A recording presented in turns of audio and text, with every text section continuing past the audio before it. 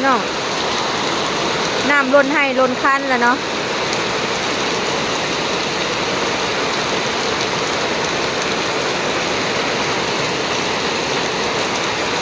อากาศชุ่มซ้ำจิตายู่ได้แบบนี้น่านอน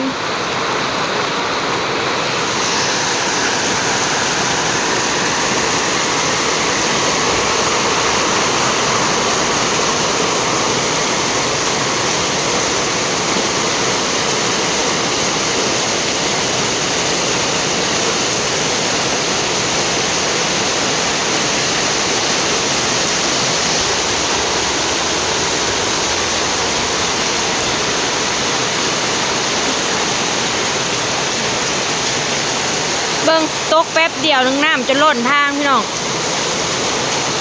เฮ้ยน้ำเต็มเบิดเดินเลยสะอ่อนดิพี่น้องคนเช้าไปหาเก็บหอย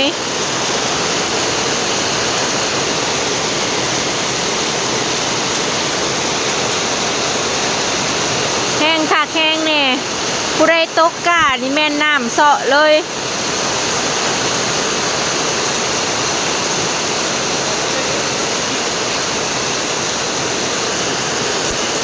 ถึกใจคนที่บ้านเขาเลยพี่น้องฝนห่วยแบบนี้มันงามไว้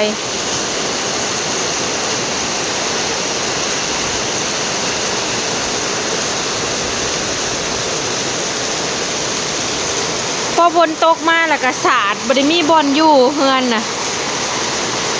ทั้งฝุ่นกระสาดเข้ามาทั้งพี่กระสาดเข้าไปก็เลยเปียกอยู่บ่ได้แต่เครื่องคองเอียงอยู่แถวอันข้างเฮือนนี่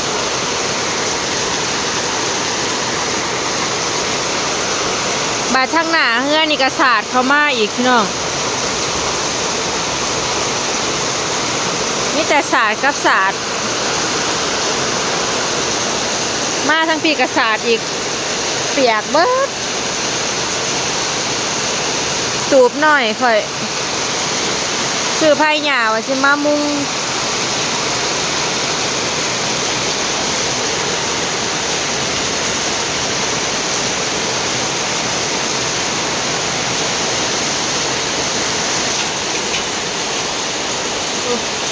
น้ำแถวคลองจนเต็มเบิด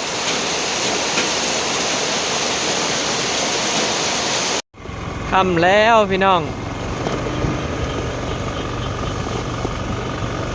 ออกหน้าเนาะออกหน้ายามแรงไปเกลือลูกๆกัน บรรยากาศดีขนาดพี่น้องฝนตกแล้วเนาะเบิ่งสองฝั่งน้ำเต็มหายเต็มหน้าพี่น้องตกมาอีกแล้วมือนี่เนาะตอนแรกแดดแห้งๆมาแล้วคำมาว่ามืดมาบาดเดียวตกเลยฝนยังปล่อยอยู่เด้อพี่น้องลงเม็ดอยู่เนาะอากาศเริ่มเย็นแล้วยามนี่ก็สบายเนาะพี่น้องอากาศสดชื่นบ่มีฝุ่นปลอดโปร่งดีคักยามนี้ต่อไปจักหน่อยกับทุ่งไร่ทุ่งนากับสีมีแต่สีเขียวแล้วพี่น้องบัดนี้เนาะแนมไปทางใดก็คือว่าสบายหูสบายตาเนาะคันมีเขาอยู่ไร่นาสิได้เที่ยวออกหน้าแบบกูมือแล้วบัดนี้พี่น้องเนาะใกล้สิได้ตกกาแล้วพอฝนซ้ำมาให้อีกแล้วอีกบ่ดนนี่ก็สิได้ตกกาแล้วพี่น้องบอยไถหุดตะกร้าไว้แล้วเนาะตกกาแล้วก็สิไถหุดหน้าไว้บัดนี้แล้วก็ถาดำเนาะถานี้ต่อไปคือตกกา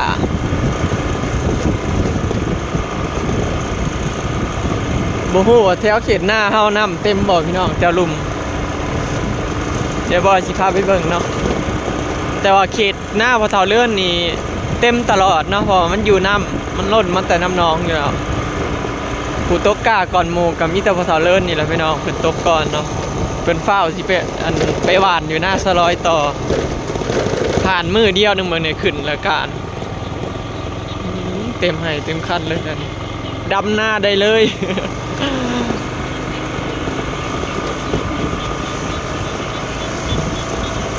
คำมาแล้วเริ่มหนาวพี่น้อง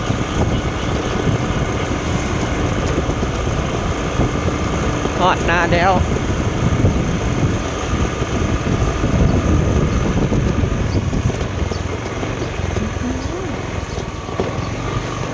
นี่ฮอดแล้วพี่น้องเดี๋ยวบอกบอยเกลือหมูแล้วจังสิพาย่างลงไปเบิ่งทงเนาะอันบ่มืดก่อนพี่น้องมาฮอดเที่ยงแล้วพี่น้องมัน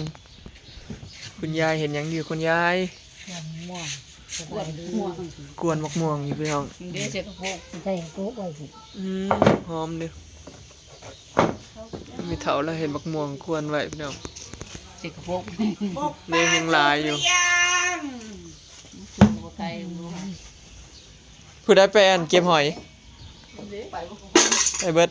ได้หลายเติบบ่ ลงไปตะกร้า ใช่ไหมหอย มีเมยนะได้พูดได้เครื่องกระถาง ไปเบิ่งพี่น้อง สวัสดีนะคะสวัสดีจ้า ฟื้นแล้วบ่โอ้ผู้มาเบิ่งหอยพี่น้องทวอนไปกันเบิดเถียงปาดโถ ถ้าคนเช่ามันจะกินก็ โอ้มีแต่ตัวใหญ่เนาะอยู่ทางหน้าเฮานี่บ่แถวตะกร้านี่โอ้มีแต่หอยหน่วยใหญ่นะมันอยู่น้ำเห็นเนาะแถวนี้เนาะมีแต่หน่วยบักใหญ่เลยเนาะสามกินพี่น้องฝนตกมาก็บืดของกินค้างไว้มันขี่ออกพุ่นแล้วพี่น้องจังทอดจังสิต้มได้เนาะมาอยู่คอกหมูพี่น้องขายเรียบร้อยแล้วเนาะหมูกะหมูคุณ4ตัวเหลือแต่แม่พันธุ์พี่น้องวันนี้เนาะนี่เหลือแม่พันธุ์3ตัวอันนี้นั่งเฮงๆพี่น้องแล้วก็มาแต่สมเนาะได้6-7 มื้อนี่แหละพี่น้องประมาณ6 มื้อเนาะแล้วก็ได้6 มื้อที่ฮู้ว่าติดบ่ติดนะประมาณ15 มื้อ25 มื้อพี่น้องคันบ่เห็นขึ้นก็แสดงว่าติดเนาะเบิ่งส่งก็สิติดอยู่รอบนี้รอบก่อนนะเพิ่นปอดขึ้นไหมไปเอามาแต่เขาเจ้ามาฮอดเพราะว่าตื่นเช้ามาเพราะว่าปอดขึ้นเอ้ายามร้อนก็อันตรายคือกันเด้พี่น้องปอดขึ้นคือกันได้หมู่ก็บ่ได้ว่าแต่ยามหนาวยามเย็นยามฝนอันนี้นางเฮงๆรอบนี้น่าสิติดพี่น้องเพราะว่าบ่ได้เป็นไข้เป็นปอดหยังเลยเนาะแข็งแรงดีน่าสิติดอยู่รอบนี้หายห่วงอยู่เฮงๆเนาะให้เฮงๆสมชื่อลูกเพิ่นขายไปเรียบร้อยแล้ว11โตวแม่พันธุ์2สายเบิดในคอกกับบอยคอแต่ว่าตัวนี้แหละเนาะมันลูกมันงามสุดแล้วในคอกเบิดในคอกก็มีตัวเดียวนี่แม่พันธุ์2สายกายนะมัน2ลายสายแล้วพี่น้องให้สมชื่อนะเฮงๆเนาะเฮงเฮงเฮงเอ้ยเฮงเฮงน่าสิติดอยู่พี่น้องเนาะหายห่วงแล้วแหละ ดีใจพี่น้องเพื่อสิสมได้แต่ละตนก็บ่แม่นง่ายเนาะหามไปหามมาอยู่นี่แหละเพื่อสิหามขึ้นรถไปชมนมพระเจ้ายากเนาะบ่แม่นง่าย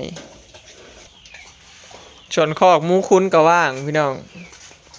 ยังบ่ทันได้ทำความสะอาดล้างอันนี้ซ้ำยังบ่ว่างเนาะเดี๋ยวหามือว่างจังสิมาล้างอันนี้ไว้รอหมูเนาะเพราะว่าแม่นั่นน่ะอีกเดือนหนึ่งพี่น้องจังสิคลอดเนาะพอดี2 เดือนพุ่นแหละจังสิได้มาคุ้นเนาะคลอดแล้วก็ทาลูกเพิ่นใหญ่เดือนหนึ่ง25 มื้อเอาลูกออกนมพอดีเกือบ2 เดือนเนาะว่าซะจังสิได้มาคุ้นใหม่